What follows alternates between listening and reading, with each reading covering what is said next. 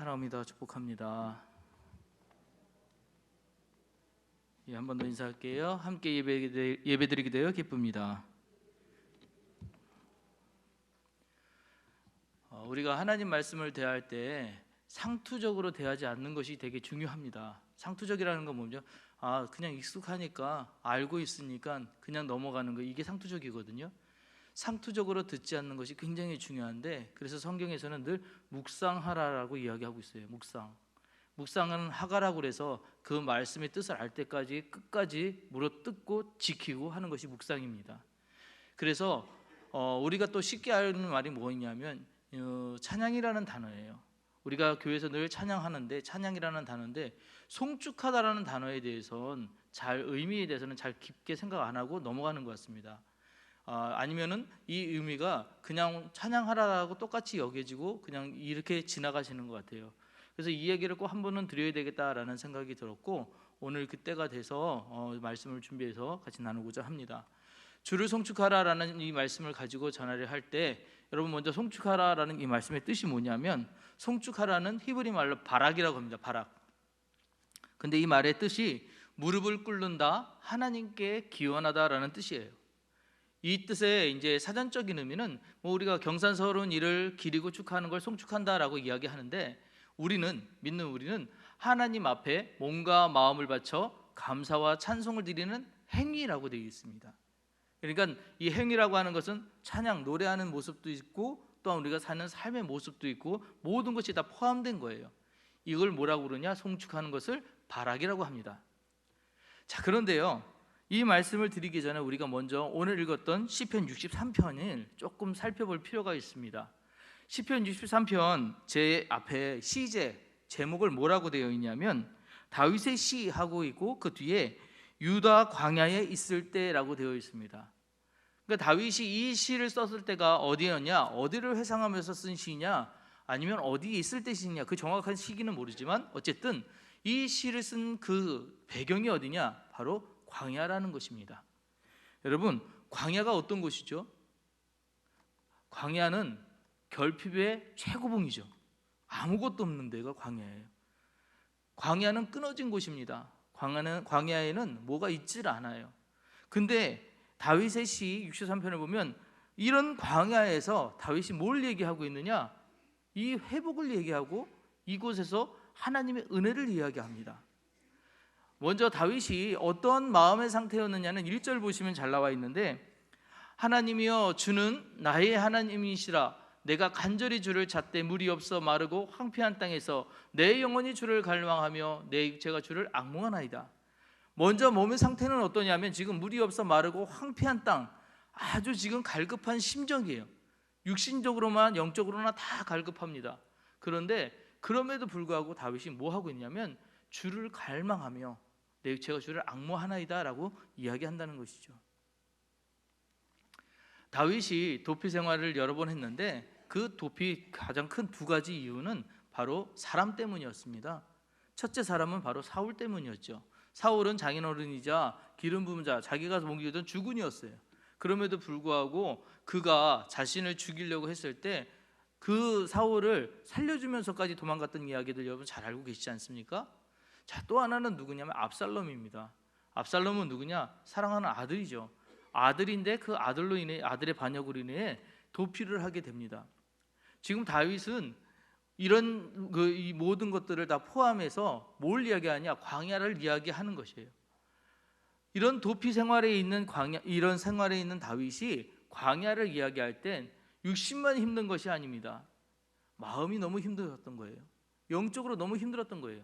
자, 그런데 놀라운 것은요, 이 다윗이 그렇게 궁핍하고 그렇게 힘든 가운데서도 한 번도 하나님에 대한 사랑을 놓지 않았다는 것이죠. 시편 27편 4절의 말씀에 내가 여호와께 바라는 한 가지 일, 그것을 구하리니 곧 내가 내 평생에 여호와 집에 살면서 여호와의 아름다움을 바라보며 그의 성전에서 사모하는 그것이라 라고 얘기합니다. 다윗의 평생의 소원은 뭐냐면 하나님을 바라보고 하나님 성전에서 살고 싶어요 라는 거예요. 성전에서 살고 싶다, 하나님 그 계신 곳에 있고 싶다라고 이야기를 한다는 것이죠. 자, 그럼 다윗이 왜 이렇게 이야기를 했나? 다윗은 왜 성전을 그리워했을까요? 여러분, 큰 이유가 있죠. 성전은 하나님의 임재가 있는 곳이었습니다. 하나님이 계신 곳이라는 거예요. 하나님이 계신 곳이기에 다윗은 그것을 그리워했고 그곳에서 하나님 만나길 원했다는 것이죠. 여러분 계신 이 성전에 하나님이 계신 겁니다. 할렐루야. 그 성전을 그리워하는 그 마음, 그것이 다윗이 했던 마음과 같은 거예요. 동일한 것입니다. 다윗은 이것 때문에 이 성전을 그렇게 그리워했습니다. 그런데 도피 생활을 떠나니 성전을 갈 수가 있나요? 못 가죠. 갈 수가 없죠. 그 다음에 마음에 얼마나 힘들었겠습니까? 자기가 평안을 얻고 유일하게 안식할 수 있고 주님을 만날 수 있는 그곳에 가야 되는데 못 가니 얼마나 고생스럽고 힘들었겠어요. 자, 그런 가운데서 다윗이 그래도 끝까지 놓지 않은 건 하나님이 회복시켜 주신다라는 그 마음이었고 그 생각이었다는 것이죠. 저는 청년들한테 예전에 복음에 대해서 두 가지로 가르쳐 주었습니다. 뭐냐면 복음이란 첫째, 하나님은 절대로 선하시다는 거예요.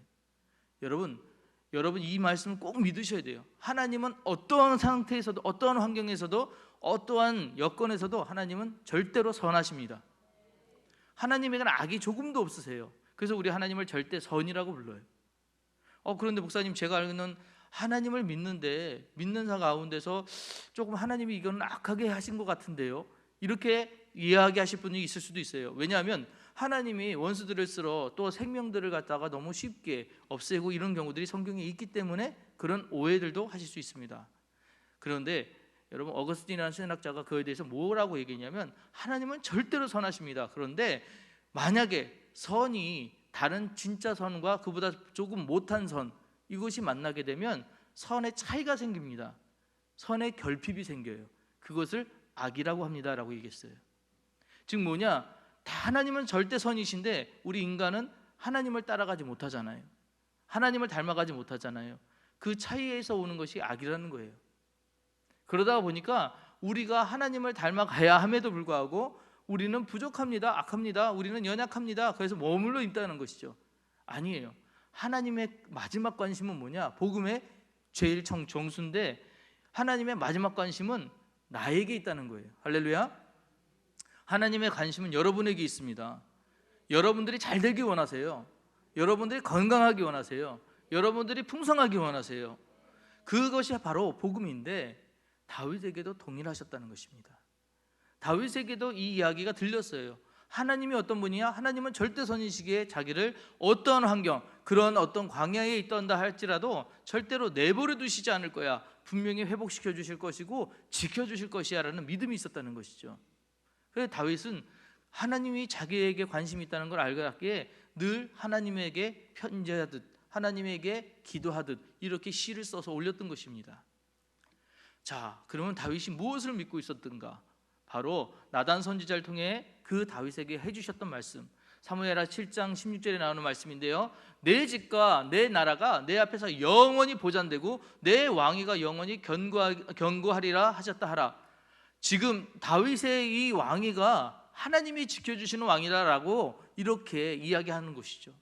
다윗은 이것을 믿었다는 거예요. 지금 내가 이렇게 도피를 당하지만, 내가 이렇게 어려움을 당하지만 분명히 하나님께서는 내 자손들로 인하여 잘 되게 하실 것이야. 분명히 내 나라가 다시금 서게끔 하실 것이야. 이것을 믿었다는 것이에요. 자, 이것을 믿었더니 다윗에게 남는 것은 단 하나밖에 없습니다. 그렇다면 하나님, 내가 나라에 대한 그런 것들은 잘 모르겠지만 하나님, 내가 지금 하나님 곁에 가고 싶어요. 하나님을 만나고 싶어요. 이것만 남더라는 거예요. 자, 그래서 다윗이 뭐라고 기도하냐면 사무엘하 7장 19절, 다윗 왕이 여호와 앞에 들어가 앉아서 이르되 주 여호와여, 나는 누구이며 내 집이 무엇이기에 나를 여기까지 이르게 하셨나이까. 다윗의 겸손함이 보이는 이야기입니다. 나는 이렇게 부족한데 연약한데 하나님 나를 사랑하셨군요. 자, 그래서 오늘 말씀에 이렇게 이야기하는 것이지요. 3절 말씀, 주의 인자하심이 생명보다 낫습니다. 할렐루야. 주의 인자하심이 생명보다 낫다라고 이야기했다는 것이죠. 여러분, 인자라고 하는 건 히브리 말로 헤세드라고 하는데 이 말의 뜻이 인자함, 경건, 책망, 아름다운, 자비, 연민, 여러 가지 뜻이 있습니다. 자, 여러분, 근데 이 말을 다 포함해 가지고 한 단어로 묶는다면 어떤 단어가 떠오르세요? 예, 맞습니다. 사랑이란 한 단어로 귀결돼요.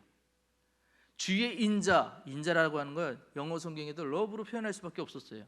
그리고 오늘 주의 사랑이라고 했던 이 부분에 영어 NIV에서는 여기를 your love라고 했어요. 당신의 love.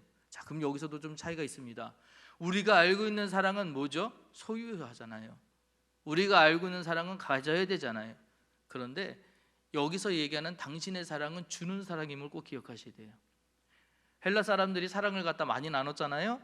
그래서 정신적인 사랑, 육체적인 사랑, 그 다음에 신적인 사랑 이렇게 나눴는데 이 신적인 사랑, 그걸 우리가 뭐라고 하냐? 아가페라고 합니다. 이 사랑은 당신의 사랑이라고 했을 때 이 헤세드를 뭐라고 하면 바로 신적인 사랑, 하나님이 우리를 위해 하시는 사랑을 갖다가 이야기를 하는데 이 사랑이 어떤 사랑입니까? 자기의 모든 것을 주시는 사랑이에요. 다윗은 이것을 믿은 거예요. 그러니 당신의 인자가 내 생명보다 낫습니다. 당신의 사랑하심이 내가 가지고 있는 모든 것보다, 생명보다 귀한 게 있나요? 없잖아요. 이 생명보다도 낫습니다라고 얘기하는 거예요. 그래서 내 생명보다 이 사랑, 아니죠, 당신의 사랑이 낫습니다라고 얘기했다는 것이죠. 이게 헤세드예요. 자, 이렇게 이야기를 하면서 뭐라고 또 이야기하냐면 그러기에 내 평생에 내가 할 것은 찬송할 것입니다. 할렐루야. 다윗이 할 것은 하나, 이제 나는 하나님만 찬송할 것입니다. 우리 이 찬송이라는 단어를 조금 살펴보시면 찬송은 미덕을 기리고 칭찬하는 것이 바로 찬송이잖아요. 그리고 신성한 대상을 찬미하는 노래를 갖다가 우리 찬송이라고 부릅니다. 우리가 부르는 어떤 찬송가를 이런 찬송이라고, 그래서 찬송하다, 그래서 찬송가 이렇게 부르잖아요. 그 다음에 3번에 보시면 하나님 은혜를 기리고 찬양하고, 그 뒤에 말도 중요해요. 또 그런 일이에요. 뭐냐? 하나님 은혜를 기리고 하나님 대단하셔, 하나님 놀랍습니다, 그것으로 끊는 게 아니라 하나님 하신 모든 일들을 이제 누가 더 해야 되냐? 우리도 하는 거예요. 하나님처럼, 하나님이 가르쳐 주신 것처럼, 우리에게 주셨던 그 사랑처럼 우리 또한 나도 그렇게 해야지. 이 모든 것이 다 뭐냐? 찬송하는 거라는 거예요. 하나님을 믿는 사람들은 그렇게 사는 거예요. 하나님을 섬기는 사람들은 그렇게 사는 거예요. 자, 그래서 이 두 단어를 좀 비교해서 생각해 보셔야 될 것 같습니다. 바로 우리 3절 말씀에 읽었던 주 인자심이 생명보다 나음으로 내 입술이 주를 찬양할 것이다 라고 했더니 이 찬양은 히브리 말로 샤바흐라고 했습니다. 그리고 방금 말씀드렸다시피 송축에라는 이 단어의 이 송축에는 히브리 말로 바라크라고 그랬어요. 두 단어를 달리 썼습니다. 자, 그럼 왜 그랬을까? 위에 주의 인자심이 생명보다 나음으로 내 입술이 주를 찬양할 것이다. 내가 이때 주님을 찬양할 것은 샤바흐라고 했었는데 그 이유가 뭐냐? 샤바흐의 뜻에는 연설하다, 안심시키다, 달래다, 큰 소리로 라는 뜻이에요. 여러분 이것만 잘 모르시겠죠? 자, 그런데 여러분 샤바흐 하면은 뭐 한다라고 생각하시면 되느냐? 자, 여기 봐봐. 자, 이제 내가 무슨 것을 할 것인지 잘 봐봐. 이렇게 부르고 경각시키는 일이 샤바흐예요. 그래서 내가 하는 이야기 좀 잘 들어봐. 내가 하는 이야기, 내가 지금 찬송하는데 이 찬송이 누굴 위한 것인지 잘 봐봐. 그리고 경각시키는 일을 하는 것이 샤바흐예요. 자, 그렇다면 이제 내가 하는 일들을 보여줘야 되잖아요. 보여줘야죠. 불렀으니까 보여줘야 되잖아요. 보여주는 게 뭐냐? 이 바라크라는 것이죠. 자, 그런데 여러분 보십시오. 바라크의 뜻이 엄청 많아요. 엄청 많아요. 그죠? 무릎 꿇다, 송축하다, 저축하다, 풍성하게 하다, 전적으로 뭐 전혀 신성모독하다, 축복하다, 축하하다, 크게 참으로 찬양하다, 경배하다, 여전하다, 감사하다, 다 바라크예요. 그럼 아까 송축이 한마디로 끝나는데 여기는 왜 이렇게 많습니까? 이렇게 생각하실 수 있잖아요. 여러분 여기에는 뭘 얘기하고 싶은 거냐면 태도를 이야기하고 싶은 거예요. 너 하나님 믿는 사람이잖아. 하나님 믿는 사람은 어떻게 사는지 알아? 그 앞에 무릎 꿇는 사람이야. 하나님 믿는 사람은 어떤 사람인 줄 알아? 하나님만 항상 높이는 사람이야. 그는 자기 하나님 것 아닌 것들을 끊어내는 사람이야. 그는 옳지 못한 것들에 대해서 정말 지적할 수 있는 사람이야. 그는 하나님 것은 지키되 다른 것들과 경계를 지을 수 있는 사람이야. 그런 사람들이 하는 것이 바로 송축이야. 그런데 이 송축이 어떤 것이냐? 아무나 못하는 거예요. 오늘 담임 목사님 설교 중에 좁은 문으로 들어가라고 말씀하셨잖아요. 그죠? 좁은 문으로 들어가라고 하신 이 좁은 문, 여러분 좁은 문 들어가실 수 있습니까? 아멘이 안 나오네요. 좁은 문 들어가실 수 있습니까? 아까 세 가지 표현되고 질문가지고 거기에 해당되시냐고 여쭤봤잖아요. 여러분 이것만 먼저 생각해 보세요. 여러분들이 정말 십자가를 질 수 있는가? 좁은 문으로 갈 수 있는가? 여러분 예수님 말씀처럼 여러분 원수를 사랑할 수 있습니까? 원수를 사랑하실 수 있나요? 아유, 저 목사님 저는 사랑할 수 있어요. 하나님 말씀인데 지킬 수 있어요. 예, 원수는 사랑하는데 왜 옆에 그렇게 불편하게 하는 사람은 미워합니까? 내 자리에 내 거 누가 좀 침범한다고 왜 그렇게 화를 내시나요? 내 거 뭐 내가 좀 더 힘들게 한다고 어렵게 한다고 왜 그 사람은 용납하지 못합니까? 여러분 원수만 그러는 게 아니에요.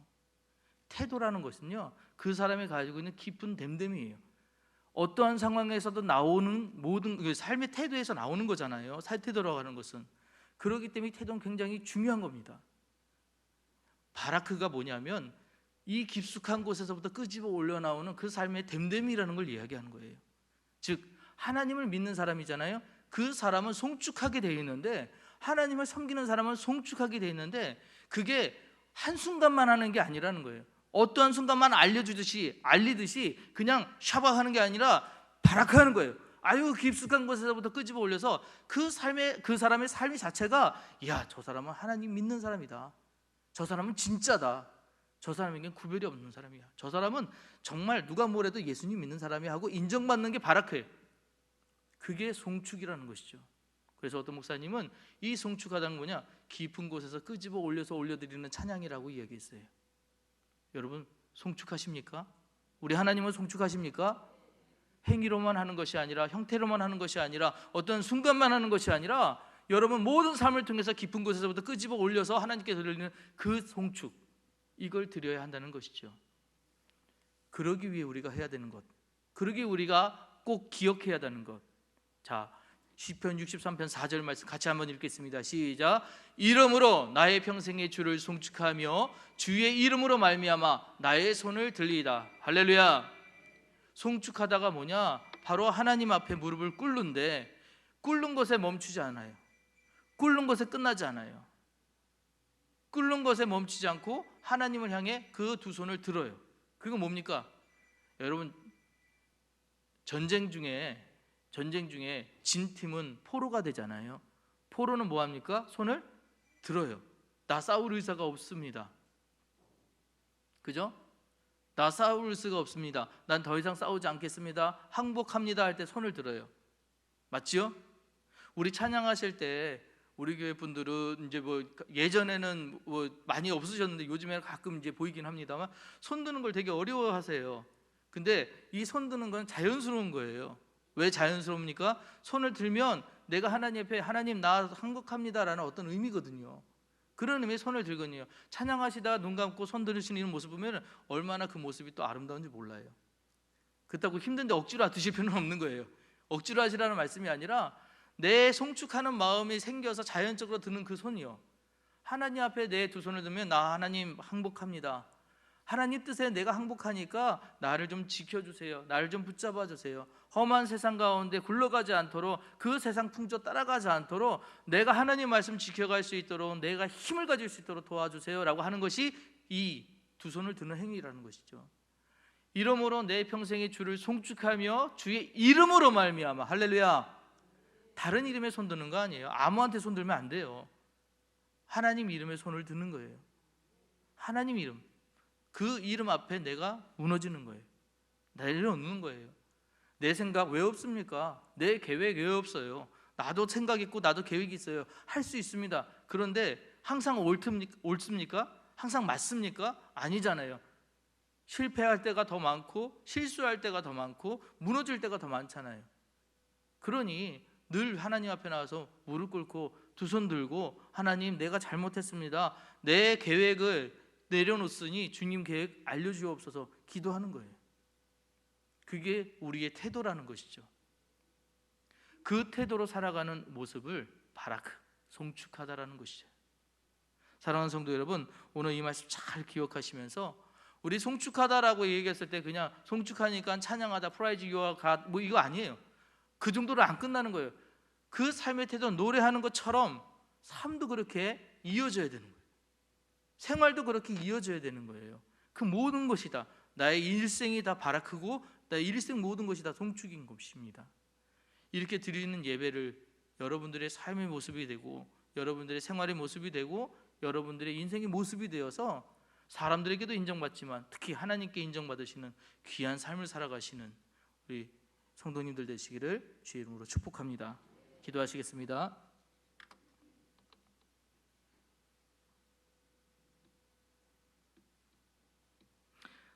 하나님 아버지, 다윗이 그토록 그리워한 하나님 성소에 모여 거룩한 주님께 예배드리게 하시니 참으로 감사드립니다.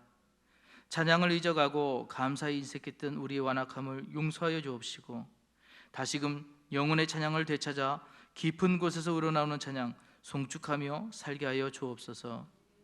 모든 이길 만한 시험을 주시는 주님, 담대함으로 모든 상황들과 맞서게 하옵시고 견디고 견디어 최후의 승리를 누리게 하여 주옵소서.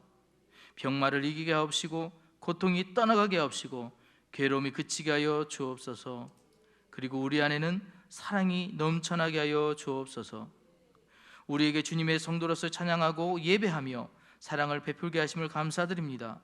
다시 시작되는 한 주간 감사의 조건을 찾게 하시고 주님을 더욱 사랑하는 한 주가 되게 하여 주옵소서. 우리의 삶의 찬양이 되시는 예수님의 이름으로 기도합니다. 아멘.